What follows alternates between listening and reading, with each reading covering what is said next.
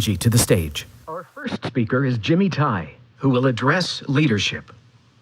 Jimmy escaped Vietnam 15 times, was imprisoned twice, and witnessed police kill his brother. Through determination, he eventually arrived in America as one of the boat people refugees. With no English, no money, and no education, he started as a janitor at Miramar College. 5 years later, he graduated from UCSD with a Bachelor of Science in Electrical Engineering, went on to earn his Master of Science in Electrical Engineering and MBA degrees. He then attended executive leadership trainings at the Federal Executive Institute and Harvard University. In 2011, he cracked the bamboo ceiling as a VP for technology with SAIC, a Fortune 500 company. In July of 2012, Toastmasters International awarded Jimmy with the honor of the Distinguished Toastmaster. In 2013, he founded the Leadership Foundation Academy to train, mentor, and inspire future business leaders and teach the passion meets compassion philosophy. A frequent speaker on TED Talk, Las Vegas, Washington, D.C., and international conferences, Jimmy's seminars provoke your mind and heart with self-deprecating humor. His 501c3 Build a School Foundation has funded 41 schools and bridges in Vietnam in 3 years. Please welcome Jimmy to the stage.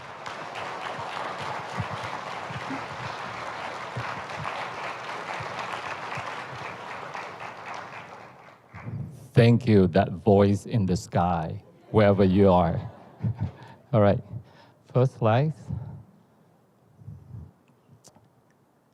Take a look at the picture. Her name, unknown. Her age, 1 day young. Her status, abandoned in front of a Buddhist temple. Why? Why did a mother abandon her newborn? Why, after 4 decades of peace in Vietnam, there are thousands of orphans? I don't have the answer to this wise question.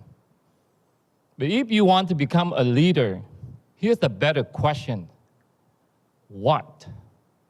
What can we do for a poor soul that this little girl? Now, I will get back to you what we did for her. Before I go into that, I would like to share with you a secret that made me a successful leader as I am today, from the background that you heard from the voice in the sky. Every morning when I get up, I look at myself in the mirror and ask, wait.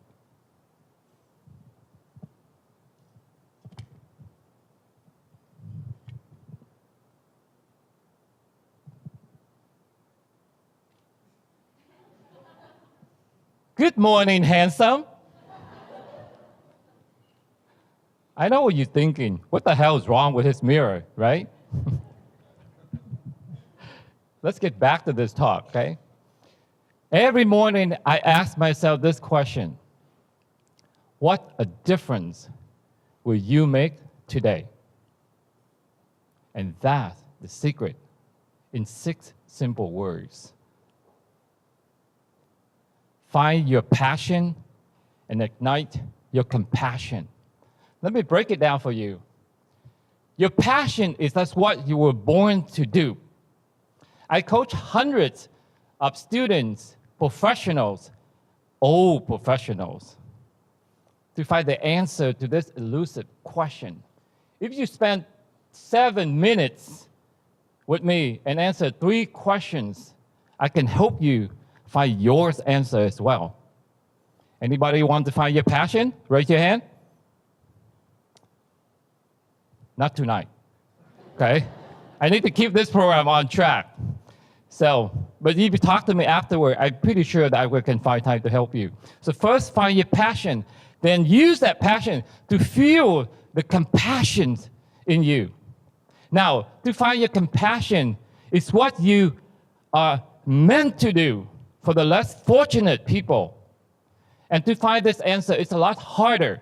You have to reach pretty deep inside you and find what moves you emotionally.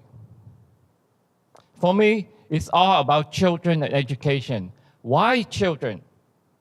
They are the most vulnerable, and if we don't protect them, who will? If our foundation did not build 41 schools and bridges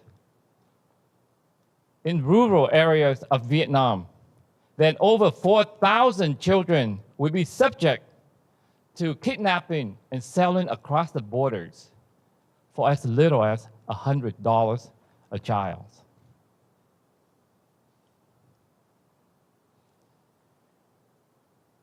And if we don't educate them, what's their chance to overcome poverty and inequality?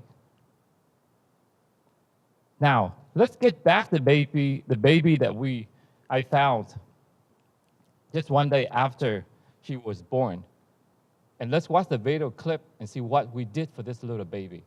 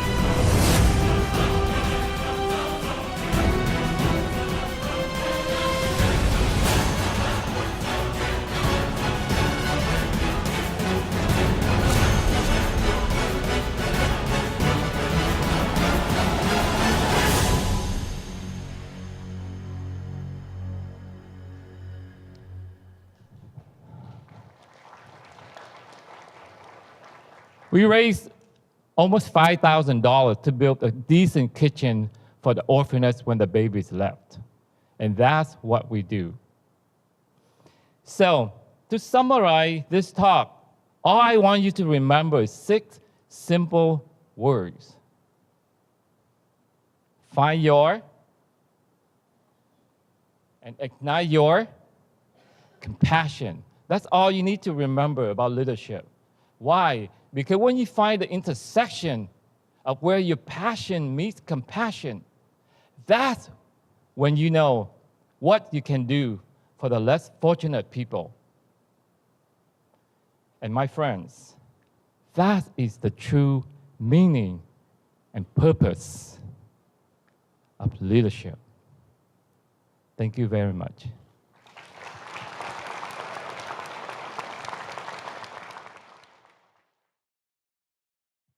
Our second speaker is Angie Roberts, who will talk with us about digital communication. A 2003 graduate of SDSU, Angie Roberts' role at Intuit has her managing the team that's responsible for creating an end-to-end digital communications continuum that fosters engagement, amplification, and community worldwide. Prior to this role, she managed all external digital communication for Intuit's flagship brand, TurboTax. Angie is the president-elect for the SDSU alumni and the VP of marketing for the Adobe Bluffs Elementary Foundation. In her spare time, Angie teaches cycling classes at 24 Hour Fitness. Her true loves in life are her husband, Scott, and 2 sons, Jace and Joey. Please welcome Angie to the stage.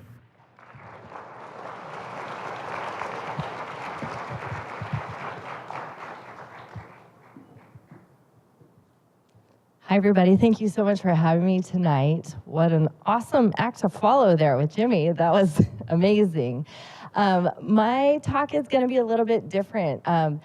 I started my career here at SDSU doing exactly what you all are doing right now. It's through mentorship.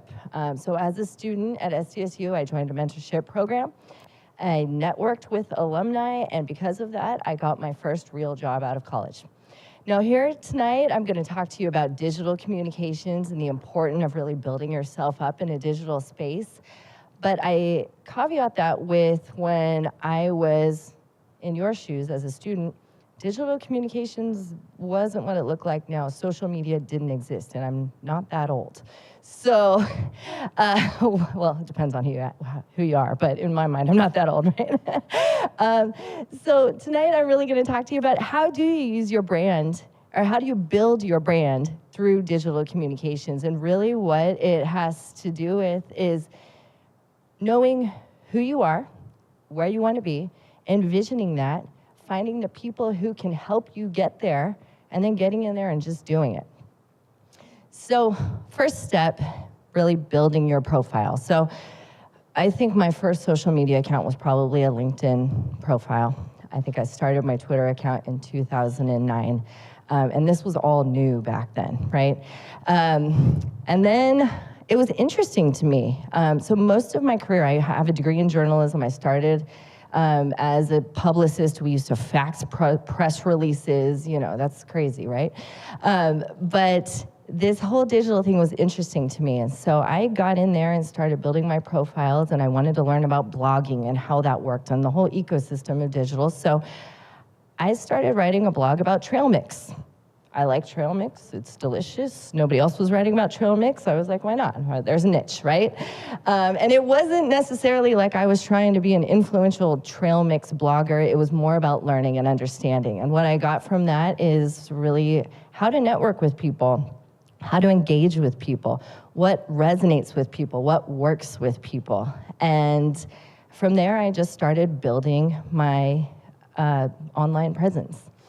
After that, I really started to learn about the importance of networking, and along the way, I started seeing, you know, people in San Diego who were doing similar work that either I was doing or work that I wanted to do, and I started following them and engaging with them online. Never met them before, and there were a lot of people who I saw in the community who I really admired, and so I connected with them. And, you know, just engaged in conversations, not about trail mix, but just, you know, whatever was going on at the moment. And, you know, and then we connected. And because of that, I learned about the company where I work now, and I decided that's where I want to be. And so I networked for years, 4 years, 5 years, you know, kind of as I was building my skill set, and just kind of started growing my sphere of influence. And I still do that to this day through mentorship, so people I mentor, and you know, at 37 years old, I still have mentors and I still seek mentors, and I will for the rest of my career. That is a game changer. What you're seeing here is thought leadership, though. So what I do a lot of times at work through digital, you know, different digital mediums, both internally and externally at my company, is I work with people to really provide content and help them grow their sphere of influence. And so one thing I would say to you guys as you're going through this is understand the stuff that you're sharing, not just that it's interesting to you, but understand really what's interesting to other people. And not the masses, but the people that you care about, the people that you want to be in your network. And look at the graphs and the charts and see, wow, 57 people read that, that's cool. And then last but not least, build your authentic self. Understand who you are, what makes you tick, what makes you unique, and don't hide behind that, right? Set your parameters. If you like trail mix, then own it, right? You think I'm sort of weird and maybe a little interesting now because of that, right? And that's gonna go a long way. And so set those parameters for what you want and go for it. And then finally, you know, just continue. Have a vision of where you think you wanna go and use networks to get there. Most important thing is build yourself, but build other people and bring other people with you along the way. And let me know if I can help you. So congratulations on taking this next step.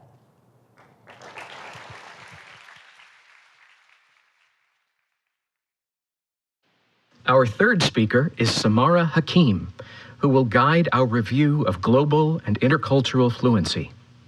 Samara Hakeem, JD, is an international culture and inclusion strategist, thought leader, speaker, writer, and facilitator, equipping leaders and organizations to mitigate bias and integrate culture into their business metrics for a more inclusive and innovative work environment. With over 10 years of experience, Samara is a dynamic speaker that engages people to think beyond their comfort zone and to work across differences. She draws on a range of experiences, including her work across cultures, acculturation in the U.S., her legal career, and her personal background. Samara is a lead consultant and trainer for the National Conflict Resolution Center and a consultant and instructor for Hera Labs, an accelerator for women entrepreneurs. She is a member of Humankind San Diego and on the board of World Peace Through Law. Samara holds an advanced certificate in intercultural management from the University of Notre Dame and a Juris Doctor from the University of Oregon School of Law. She received her Bachelor of Arts in History and in Political Science from the University of Portland. Samara grew up in Lebanon and is fluent in French, Arabic, English, and is conversational in Spanish. She was honored with the 2018 Women of Excellence Entrepreneur Award by Diversity Professional Magazine. Please welcome Samara to the stage.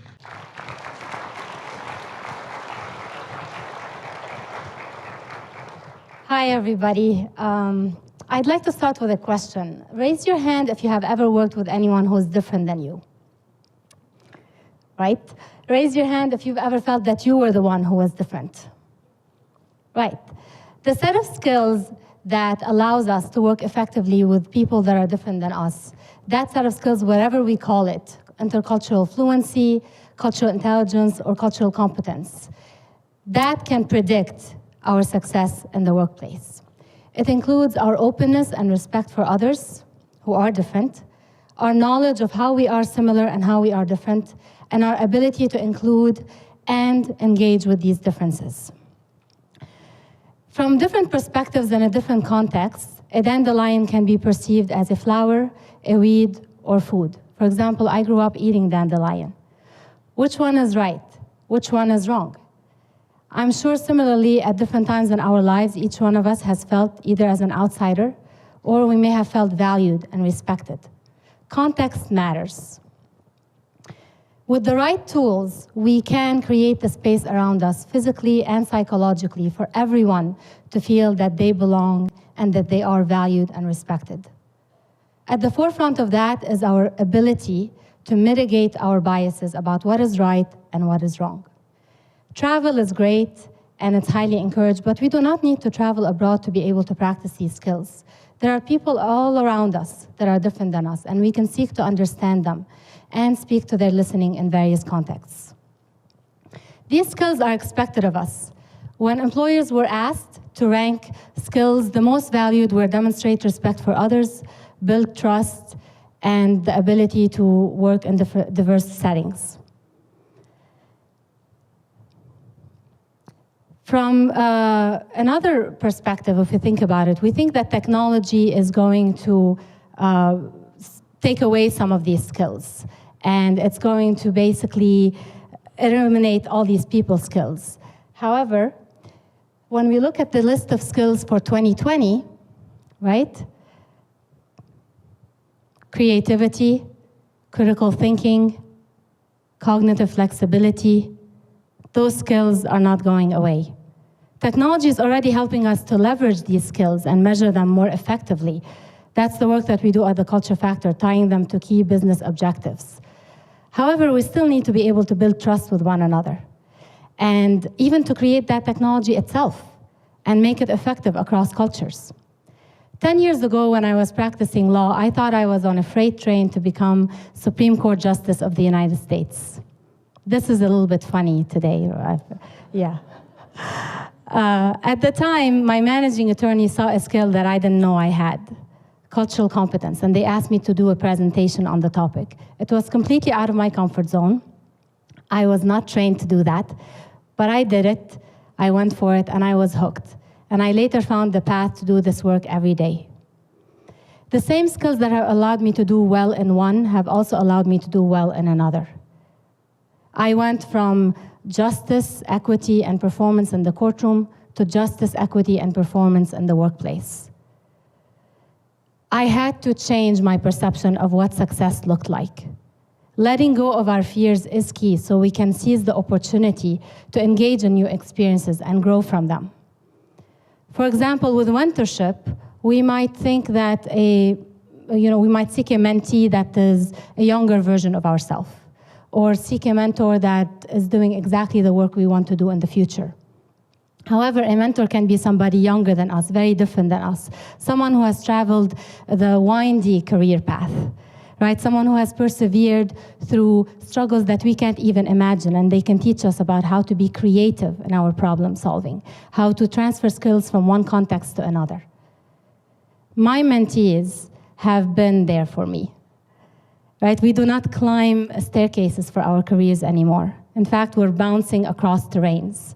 And mentorships can show us new innovative pathways to do that. And my mentees allow me every day to remember why I'm doing the work I'm doing. They're actually here in the audience. And they inspire me. Let's seek those that seem different, because everyone, everywhere matters. And coming from that perspective of respect and humility toward other cultures, knowing that we can and willing to learn from them. With like every skill, when we practice it, we can become fluent. With curiosity, and with this curiosity about and knowledge about how people communicate differently, about different values and beliefs all around us, we can be more inclined to engage in these experiences. And then we can plan for how we can be effectively culturally engaged in these experiences so that we can make them flourish. But sometimes it's going to be scary and strange, and we may want to just get in our own space and close ourselves off, and that's okay. That's okay. Just like the dandelion, when we are developed by including the perspective of others, we need to take time to process that. But then we can open back up again, and we can share our knowledge and share the layers of our identities, be seeds of change, and the cycle continues. Every time that we look at these interactions, not as right or wrong, but as different, we are more likely to engage globally and locally in these interactions, and we are rewiring our brain to make new associations and new connections. We're building our own openness, our own ability to navigate different contexts, knowing that we can innovate and create together. The fallacy has been that by adapting to other cultures, we are changing who we are. Our values and beliefs can remain the same. What we are doing is we are adapting the way we relate who we are, how we communicate our perspective, so that we are heard, so that others around us feel respected. We can all master being the same, only different. Thank you.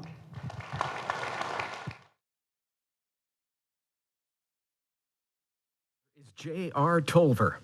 J.R. is presenting on teamwork and collaboration.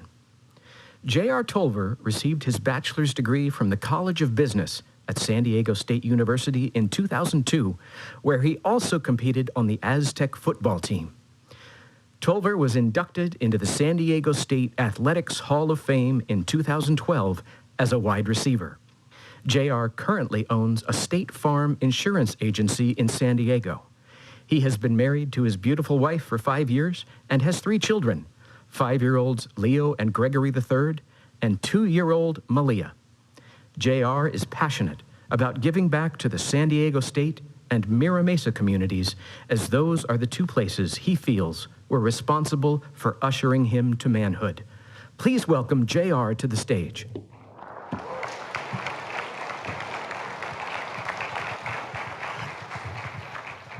Thank you guys for having me. Really tough act to follow here. I didn't go to Harvard. I don't speak 14 languages, but I do have a little bit of experience with being on a team and understanding how collaboration gets you from where you are to where you want to be. So the question I want to ask all you guys tonight, and I'm going to give you a second to really think about it, is as you are sitting in this room, thinking about the outside world, what type of job are you gonna get? What city are you gonna move to? Ask yourself this one question: who's in your huddle?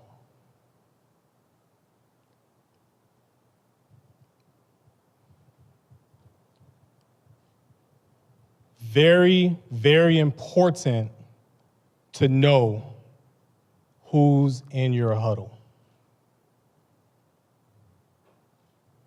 When I think of teamwork, I think about being on the football field. I think about standing in the huddle next to the left tackle who's 6'5", 330 pounds, next to the running back who's 5'9", 165 pounds, across from the quarterback who's done everything. He's the best looking player in the huddle always. But there's one thing about a huddle. Number one, if I am standing in that huddle, I need to know what my job is, what my responsibilities are, what my strengths are. Because in order for me to be an asset, to be a benefit to the team, I need to know where I fit. I also need to know where the guy next to me fits. What is his job? How does he and I collaborate together to make it best for the team? Extremely, extremely important concept as you sit here now thinking about going out into the world, thinking about what you want to be, who you want to do, how you want to affect positive change. Extremely important to decide what your position is. What's your passion? What are your strengths? What are your weaknesses? And who's going to cover them up for you so it doesn't stop you from getting to where you want to go? And that's how I look at the world. That's how I look at everything. That's how I look at my crazy life with my 3 kids and my wife and everybody going all over the place. I know that my wife is a lot stronger in area A than I am, but if we're gonna move the family forward, we need to make sure that we're on the same page. So the only thing I would ask you guys as student athletes or students that are trying to make the transition, okay? There's a couple of things about a huddle. The quarterback comes into the huddle, he doesn't just whisper the play to the running back and then lets everybody else do whatever they wanna do, right? He comes in the huddle, he communicates. He tells everybody the plan. Everybody hears him. Super important that you ask for what you want.